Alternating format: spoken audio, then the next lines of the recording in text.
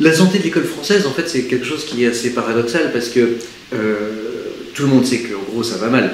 Les classements internationaux type PISA nous montrent une dégradation constante du classement et de nos performances, tant sur les items de compréhension de l'écrit que sur des items comme les mathématiques. L'école génère, on le sait, 150 000 décrocheurs par an qui sortent donc du système éducatif sans aucun diplôme. Et puis le niveau des élèves ne cesse de s'effriter. Enfin, il suffit de comparer à 30 ans d'écart 2 copies de baccalauréat sur des sujets similaires ou 2 dictées qui ont été données au brevet des collèges. Je pense que la chose n'est pas niable. Et puis pourtant, il y a des choses qui vont bien dans l'école et on le voit quand on interroge les gens sur l'école de leurs enfants. C'est-à-dire que quand on parle de l'éducation nationale, ah ça va mal, ça va mal.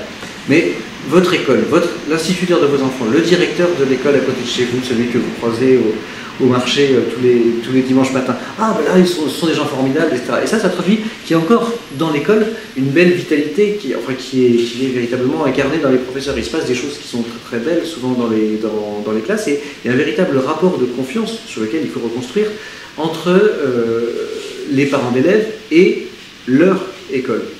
Donc, je pense que tout n'est pas évidemment à jeter dans cette institution, et c'est véritablement une réforme de la gouvernance sur laquelle il faut réfléchir pour introduire une déconcentration permettant à la société civile de se réapproprier son école.